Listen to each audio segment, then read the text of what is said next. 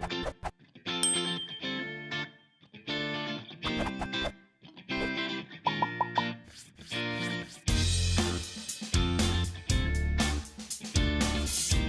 right, everybody, welcome back to another Active Player Network game feature from Gen Con. We are super excited to be here with WizKids looking at Maiden's Quest. I am Jeremiah with WizKids, and I will be showing some Maiden's Quest today. Awesome. It is a single-player game. You can play it cooperatively, but for the most part it is single-player. That's really cool. That's unique. So this is the kind of thing, if you don't have people coming over, you can just kind of be like, well, D&D's canceled, I guess. Yeah. I'm going to play some Maiden's Quest. Right, and as you can see, there are a bunch of cards in the box, but you don't have to play all these. You will be playing as a maiden in a tower who is sick and tired of waiting around for anybody to rescue her. Yeah, that's what I like. Taking it upon herself, and she's gathering some things around her. So this is, sample Maiden. Very cool. As you can see, she's a fae. And this is an example of an obstacle, in this case a troll that we might come across in the castle. This is her evening attire, which is maybe what you have chosen to be wearing in the adventure. You also will maybe be grabbing some heirlooms in your room and busting out. So all of that is represented by deck building. You can see on the back of the Maiden's card, basically tells you how to build your deck. Okay? So for our demonstration here, we have a deck pre-built, and I believe our Maiden is in the back, Tatiana. Okay. So she's going to be in the back. We're probably not going to get to how she plays and what she does for the time being. We're simply going to start the adventure. All right. Well, that's what we like. We like to know that we have games that we can just open up and get started. Yes. So this seems like an easy way to do that. Exactly. So we're going to go through the deck, one card at a time, front to back, until we come across a monster. In this case, we have the deck preset. We got a monster right off the bat. All right. Okay. So there's our goblin that we're facing. So the way it works is the goblin's what's right in front of us. The next 5 cards in the deck is what's in our immediate area that we can use to fight the goblin. And there's also maybe going to be a 6th card that you can see sort of down the hall, but not exactly easily accessible, okay? So you're going to play it where in your hand, or you can play on the table if you wish. Okay. Slide him aside, and what we're going to look at, we're going to reveal the left side of each card. So this is what we're going to refer to as our fan. So we have the monster, 1, 2, 3, 4, 5 cards. All right? And then as I said, we have a 6th card here. Not really using yet, but you're going to see in a second how we do. Okay. So to defeat the goblin, we're going to need these symbols. Any 3 of these, either the melee or the cunning. And there's a nice little cheat sheet card here that shows all the different symbols, what they mean, what they do, and there's a second side that shows different artifacts and other symbols that explains pretty much how everything works. So to defeat the goblin, as I said, we need 3 of those things.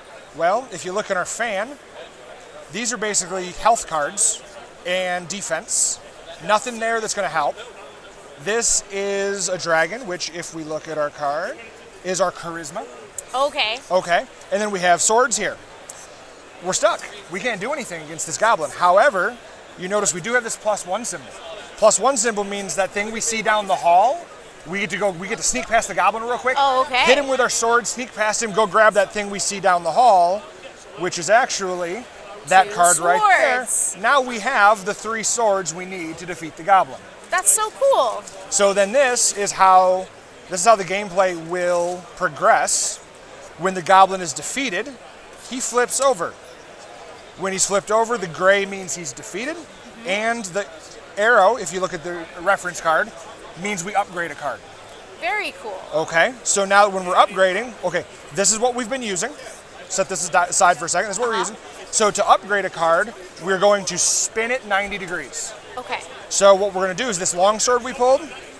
Longsword's great, but you know what? If we upgraded that longsword, it becomes a Vorpal blade. Wow. So let's go ahead and get a Vorpal blade. That's really awesome. So every card is kind of like how you hold it in your hand is going to depend on how it can be used. 100% accurate. In this case, let's say, for instance, this card was to get broken in some manner, it will actually flip Wow. And it's a swordless hilt. You literally are fighting with a broken sword. If it gets further damaged, it turns this way, and now it's a hiltless hilt. Means nothing. Yeah. And you can actually see the broken slipper in the corner. That means the card is basically dead in your deck. So this was really the kind of thing that you could whip out on the plane in like a close confined situation, even at a con when you're sitting in a line and you don't necessarily want to be putting stuff out on the floor. Absolutely. You just have a contained experience right there in your hand. Yes, and as I said, it is somewhat cooperative. So if you're walking around, as you said, Yeah. and you see someone else playing, Yeah. and you're working, and you've built yourself a more advanced deck, and you realize, oh shoot, the cards came up the wrong way. I need help getting past this Yeah. goblin. You can walk up to somebody else playing and say, hey, do you have an extra sword in your fan that you're not using? You can help me defeat this goblin. And that's how the cooperative element That's really works. cool. Okay, so then these are done. These are going to get what we call cellared. They go to Okay. the back of the deck. And then there's an orc.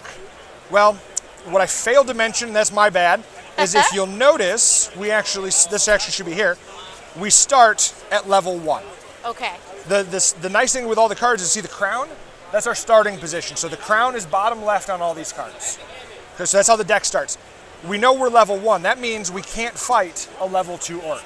Okay. So he's going to get cellared, and we're going to go to the back, and there's an evil consort, and we do the fan, and we progress with the game like that. Very cool. And that's how it goes. That's awesome.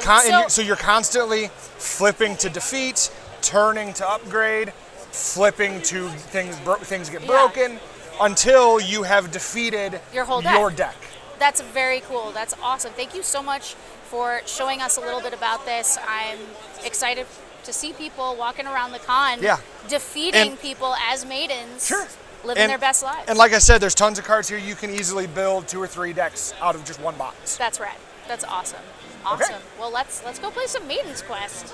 Thanks for joining us here on Active Player Network. Now it's your turn to get the game, because we're going to be giving away a copy.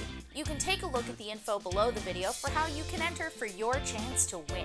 If you liked the video, please go ahead and subscribe to us on YouTube at youtube.com/ActivePlayerNetwork. Make sure you don't miss out on blogs, vlogs, and giveaways by heading over to our Facebook fan page, facebook.com/ActivePlayerNetwork, and hitting the like button. Join our discussions on Twitter at ActivePlayerNet, and follow our antics on Instagram at ActivePlayerNetwork. We'll see you next time on Get the Game. Play on.